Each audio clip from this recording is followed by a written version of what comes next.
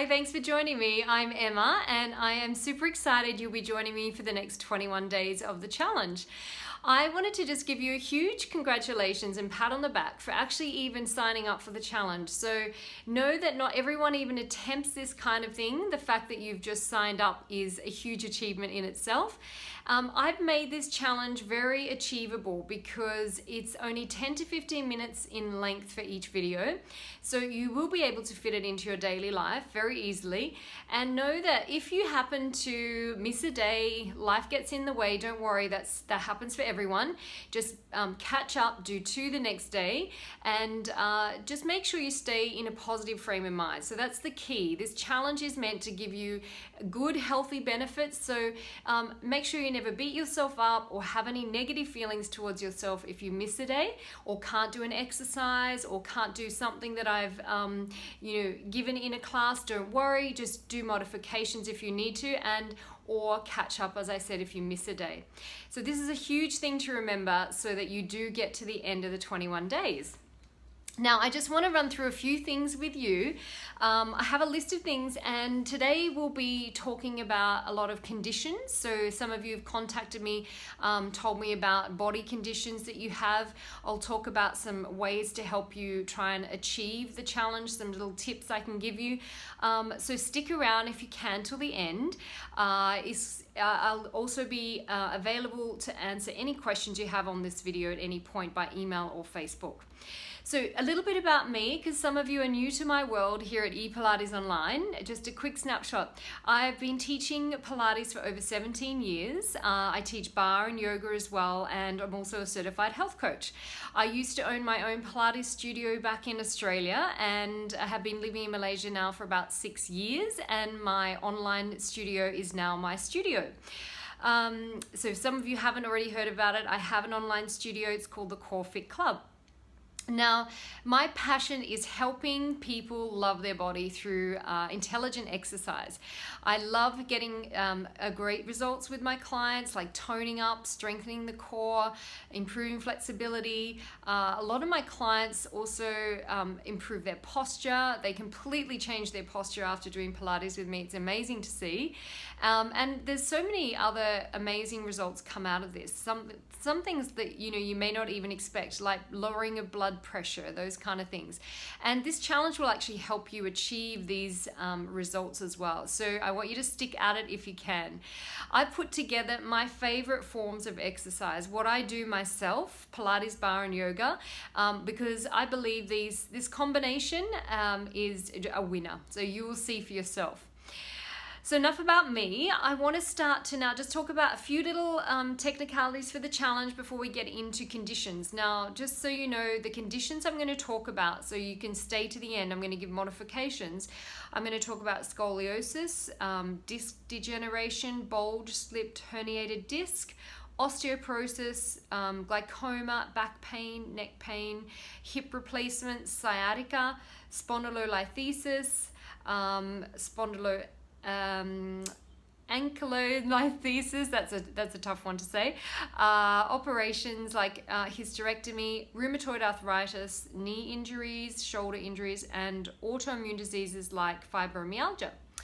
So if any of those are relevant for you, stick around because I'm going to talk about them in a little more depth.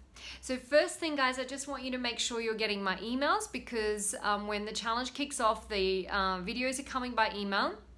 I've already had a lot of people contact me to say they haven't received the emails, but a lot of people have found them in their junk mail or deleted folders. So make sure you're not deleting your junk mail while we're doing this challenge in case the emails land there. Make sure you're not deleting your deleted, because I've checked a lot of people's emails and they have received them. So the couple things you have to remember is if you use Gmail, check your social and promotions tab. And what you all need to do actually is if my email lands in social promotions tab, just drag it across to your main inbox, and then you'll keep getting it into your main inbox. If you can, please add info@epilatesonline.com to your contacts list. So make me a contact, and that way your email provider won't treat me as spam. That would be amazing. So once we get the emails sorted, then we're good to go. Please PM me once you've checked junk and deleted, and please don't delete anything while this challenge is happening. Now, just a little tip around time zones. I'm in Malaysia, and I'll be sending the videos out every evening before I go to bed, so that most people will wake up to them in my time zone. They'll have them in Australia and in Malaysia when they wake up in the morning. Whether that gets to you in the morning, I'm not sure of your time zone. You may get them in the evening or afternoon. So we're all going to be different. It will be based around my evening time zone, just so you know. What I want to talk to you about is a lot of the struggles that a lot of people have been telling me they're having is about time. Fitting in their exercise is hard because they lack time or can't make time. What I want you to do to help with this is schedule about 15 minutes in your diary, or even 20 minutes just to give you prep time to set up. Every day for the next 21 days, block out 20 minutes, find a time that you know you can do it, and make that part of your diary. That will help you achieve the results that you want, at least for this next 21 days. Another thing is consistency. So if you find that you're not staying consistent, or even motivation, you don't have the motivation, I recommend getting a buddy. So either ask a friend, invite a friend to the challenge, or you can even ask someone in the group to be your buddy in the Facebook group. I'll be there cheering you on throughout the challenge, and also you'll be able to have a little check-in. So every day I'll be posting up in the Facebook a post for that particular day, and you'll be able to check in every day. However, if you want even more accountability, making sure you're staying on top of it, then I advise you getting an accountability buddy that you can message and they can message you. So very important also, if you are wondering if this challenge is going to help you lose weight. I've had that question a lot, and a lot of people have been asking, is it going to help? And also they're struggling to lose weight. A lot of people have been mentioning. So the thing is with weight loss, what happens is you can do all the exercise and look at all the dietary changes you like, but if you have other things happening in your life, like you're stressed, you don't like your job, you're not happy in a relationship, you are perhaps just not feeling good in yourself, feeling anxious, those kind of things. All these types of things are going to affect your weight gain, and also whether you hold on to weight. So we can focus on exercise and diet, but you also need to know to look around all other parts of your life and make sure that these are also in line with your positive feelings.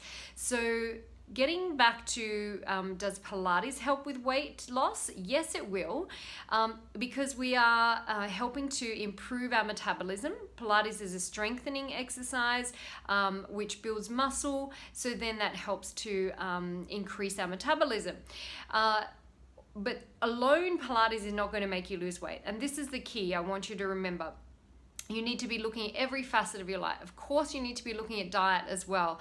So if you can have a few positive changes around your diet, take out sugar, look at whether you're snacking often, all these kinds of things, this will help as well. But in general, Pilates, yoga, and barre will help you to lose weight because firstly, you're building strength. The barre has a little bit of a cardio element as well to help you get your heart rate up, and the yoga also helps you stay relaxed. So it's a little bit of a secret. If you're staying relaxed and your body's not stressed, then you're not going to hold on to weight as much. So think about this, because if your body's stressed, you're releasing hormones and things like cortisol. These things make you hold on to the weight. So the barre, the yoga, and the Pilates combination is going to be amazing. The Pilates is going to strengthen you, tone you. The barre will give you a little cardio element, strengthen and tone as well. And your yoga is going to help you relax and calm your mind. So also look at the other areas in your life as well. So it's really important for weight loss. Now, nutrition. A lot of people have mentioned nutrition and that they find it hard to stick to a diet or eating healthy. I'm a health coach, and one thing I highly recommend all my clients do is what we call crowding out. So that just means picking something simple like eating more vegetables, okay, or fruit and veg. And that in itself, if you focus on consuming more vegetables with every meal, choosing fruit over perhaps sweets, but choosing to eat more vegetables is going to help you fill up more on the good stuff and then not even crave for the other things perhaps that you might normally crave. So we call it crowding out. It means you fill up on the healthy stuff. And okay, if you just think about that as one little tip while you're doing this challenge, that's going to help you. Perhaps have things like chopped celery or carrots in the fridge so that you know when you snack, you're going to have something healthy. When it's easy to reach for, that's when we tend to make better choices. A few of you have been concerned about age. I wanted to just bring that up. I have a few people doing the challenge who are in their 60s and 70s. I want you to know that this challenge is perfectly fine for you. Don't worry at all about your age because I give modifications for the exercises.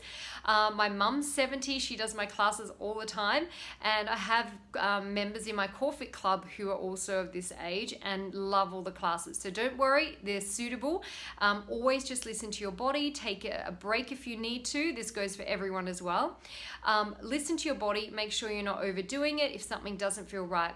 And in fact, if you can always take that on board, make sure you're always listening to yourself. So even if I tell you to do a certain move or exercise, it's really up to you to know your own body. You have to listen to your own inner teacher and make sure you're tuning into your body's needs, because too often than not, we sometimes don't listen to our inner guidance, and that's when we sometimes get injured or something happens and we don't feel good.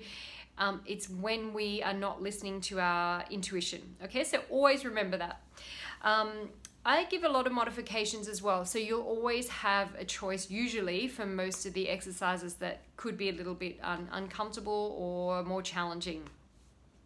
So on that note as well, just know that even if you're a beginner or you have age concerns, all the time you're doing your yoga and Pilates and your bar, you never want to feel neck tension or back tension. So these are the two key things you have to make sure you're watching out for. There shouldn't be neck pain or back pain. And I'll go into more detail about that in a moment when we talk about each of the conditions. The other thing I wanted to mention is the postpartum. Now, if you're a new mum, I really want you to take the 5-day postpartum challenge, the Restore Your Core challenge. That's in my second email. And I want you to determine whether or not this 21-day challenge is good for you or not. Sometimes when you're a new mum, it's best to, depending on how far, how long it's been since you've given birth and depending on what exercise you've already been doing, but generally you're better off to do specific restoring of your core kind of exercises rather than normal exercise. For example, sit-ups are not great for the tummy when you first come back. If you're working on the deep core muscles, this is better for you. There's a condition called diastasis, which I've mentioned in the emails as well. I want you to make sure you haven't got diastasis before you continue with the challenge, because there are exercises that you perhaps shouldn't be doing, like sit-ups, for example. So make sure you determine that by signing up for the Restore Your Core 5-day challenge. In that is a little test you can find out if you do have diastasis or not. If you've had things like operation like cesarean and hysterectomy, this postpartum work is amazing for that. So I highly recommend you do that. I do have a separate program to continue on with. It's a 3-month program, Core Restore program, which I would recommend if you are very new and just given birth recently. Probably even up to 6 months, I would say. And if you haven't done any rehab before. This is also great, by the way, if you have any pelvic floor issues. So if you sneeze and you have leaking, or if you cough and you have leaking, this is definitely the program for you. Okay, now I think I've covered everything other than just speaking of emails. Then I was mentioning where to find the postpartum email. You should have had 2 emails before the one you're getting today with this video. So if you haven't already received 3 videos, including today's, then you'll need to let me know.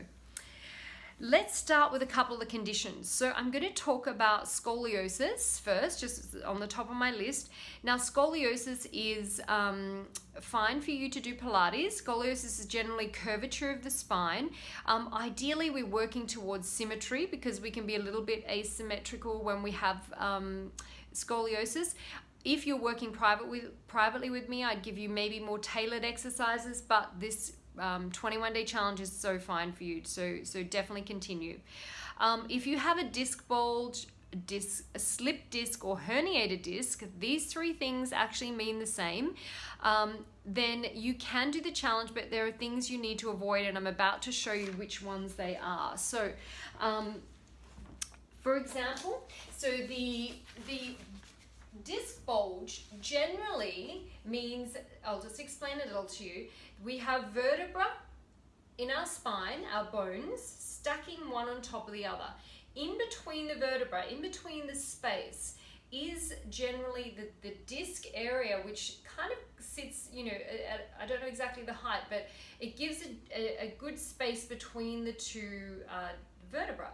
Now, when we have a disc bulge, slip disc, or herniated disc, this cushioning in the center, it's like a disc, it pushes out, which means we can perhaps have more space on one side, less on the other.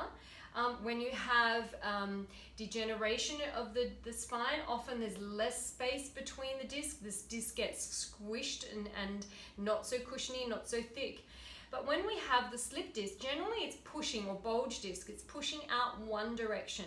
And more often than not, it's posterior to the back. So that means when you do moves such as this, rounding your back, what you're doing is you're opening the disc, the disc base, the vertebra further, and you're actually making it worse. You're pushing the disc outways, so you're putting pressure in this way. So rounding the back like this is definitely one to avoid.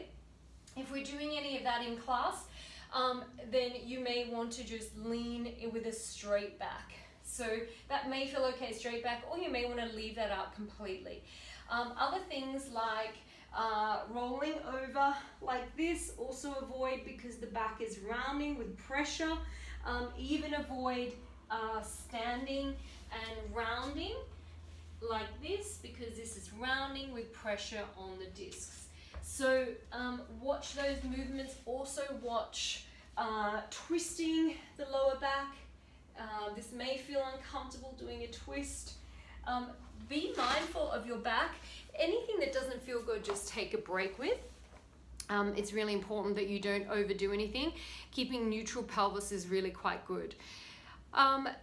Neck pain, make sure that you're not lifting your neck in a sit-up. You're working your tummy. So generally in sit-ups, we need to make sure we're not straining the neck. If you feel strain, then you're not using your core enough.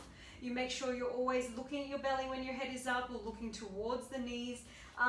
If you're getting neck pain, you don't want to do anything rolling over in the back of the neck, just like I demonstrated there.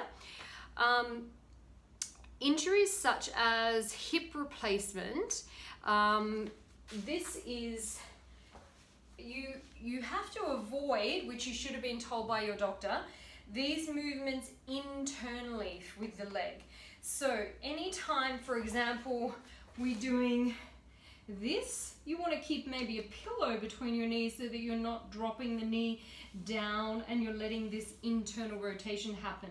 External rotation is fine. Upways, you want to keep that in line with the hip so you don't drop it in. See how the knee's coming inside of my hip? And that goes for any position. We don't want it going inside. Okay, so you have to watch a lot of those movements. Generally, Pilates is fantastic for hip replacements, but you just have to be very mindful where the hip is moving and how it's feeling. Keeping some engagement of the glutes on some exercises is going to be great. Now, osteoporosis is a huge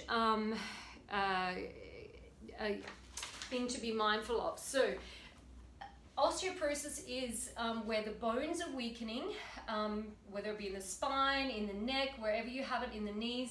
So you have to be careful that you are not putting too much pressure on these areas. Very important with osteoporosis in the spine that you are, like the disc bulge, not rounding and putting pressure on the back. Okay, in this position. Same even goes with the sit-up.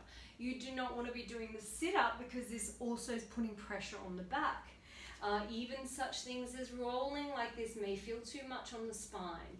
So you have to be mindful and you have to be really careful with the osteoporosis, especially rolling back over the head, that one I just demonstrated for the back as well.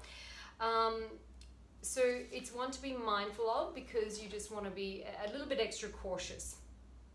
Sciatica, you can do most things with sciatica. Generally, sciatica is the pinching of the nerve where you'll feel the nerve kind of going right down into your feet. And that can be caused by a few things. Often sciatica is caused by a muscle in the bottom, which is squeezing on the nerve.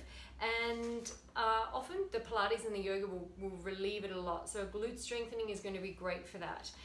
It can be because the spine is out of alignment, need adjusting. So I think with sciatica, you'll generally find relief from the Pilates. But you may want to just be mindful again of, curving the spine, because sciatica can come from a few different reasons or conditions. The other thing while we're talking about it is spondylolisthesis, another condition of the back. This could give you sciatica as well. Spondylolisthesis is a slippage of the vertebra. So we spoke about the vertebra before, and instead of it just opening with the disc like this that we spoke about earlier, slippage of the disc is more like this. It's a slipping, it's a moving out of alignment, if you like. It can happen in the neck, it can happen in the back. This is really important that you keep your back in neutral position. Same with your neck. You want to be very mindful that you're not lifting the neck, you're not straining the neck. If you have this spondylolisthesis, you perhaps want to leave your head down and just do all the leg work, the core work like this. Keeping your back in neutral for spondylolisthesis in the back. Again, you don't want to be perhaps flattening, arching. Keep it in neutral for most of the exercises, will be better for your spine. I've had a lot of clients actually with spondylolisthesis, and it's really good to do the Pilates because you do need to strengthen the muscles around the back and the core. So generally, things like rheumatoid arthritis, Pilates is great for. You do need to keep going even if you do feel pain. Same with spondylo and ankylosis, I can never pronounce this. Ankylosis, I can never pronounce this one, but if you have this condition, that's a tricky one to pronounce. These are conditions that do improve with Pilates and yoga and barre. You just need to be mindful of them when you do them. So, for example, with rheumatoid arthritis, if your hands or wrists are sore, you may want to roll the mat up to give you some padding under your hands. If you feel too much pressure on the hands, then put weight more on the outside. Take modifications. Take a break when you need to. If you're feeling any discomfort, any pain, just take it easy. You don't want to work too hard because the body will not feel comfortable when you push it too much. But generally, you need to keep moving, keep mobile. If you have knee injuries, watch you're not putting pressure on the knees. Just take it easy, listen to your body. Same with shoulder. Don't do too much weight bearing if you feel any tension. If you've got injuries, then leave out exercises where you need to. If you have autoimmune disease like fibromyalgia, take it easy. You don't want to do too strong a work at the beginning. The classes are only 10 to 15 minutes in length, so that's a good way to not overstress the body, so should be very fine for you as long as you don't overdo it. Conditions like glaucoma for the eyes, avoid any of these movements where you're putting pressure downwards towards the eyes. So this upward facing, a downward dog, or even Even these hip lifts is going to put pressure on the eyes. Even when you're forward facing, this position here, a little bit too much as well. So you just need to be mindful of glaucoma, what you're doing, what movements are putting pressure on the eyes. Even holding your breath will or over breathing, so just be aware of that. I think I've covered all of them. I mean, there are a lot of things that people have spoken about, but individual things. Pilates is going to be fine. You don't need to worry. Yoga will be fine and barre. Just take it easy. Just remember, listen to your body at any point. If you're not sure, just leave something out. I wanted to also talk about, this is the competition that's coming up. I have some prizes to give away. The 21-day challenge videos will be kept inside my CoreFit Club membership at the end of the 21-day challenge. Excuse me. And that CoreFit Club membership I'll be giving away to a few people who share about the challenge. So if you would like to enter the giveaway, you can do that by just sharing some of my social media posts, sharing about the challenge, also sharing how you're doing during the challenge. So I would love to see, if you're on social media, you don't have to do this, by the way, this is just if you're on social media, sharing your posts, sharing your videos, sharing your photos of you doing the challenge would be amazing. And you can tag me or also hashtag EPO 21-day challenge so that I can see it, and so we can all see what each other's doing. It's also a fun way of sharing our little journey. So you can definitely join the giveaways. I'll be emailing, or you should have information about that in this email that I send out today as well. The other thing I wanted to remember is, if you do need me to see a post in the Facebook group, make sure you tag me, Emma Jory, because I usually see most of them, but sometimes I may miss one. There are so many posts happening, and Facebook does tag me, but if you do want me to make sure you see a post specifically, tag me, Emma, at Emma Jory would be wonderful. The videos are available for the 21 days. That's another thing I wanted to mention. So just know that you have access for 21 days. And then after that, as I mentioned, I'll be putting out a great little special offer for anyone who wants to join me in the CoreFit Club. I'd love to keep training you after the 21 days. Just keep a lookout for that if you're interested. That is all for now, everyone. And if you have any questions about anything I've spoken about today, that will be fine to reach out to me by email or Facebook Messenger. And I cannot wait to train you. And I'll see you very soon on the mat. Bye for now.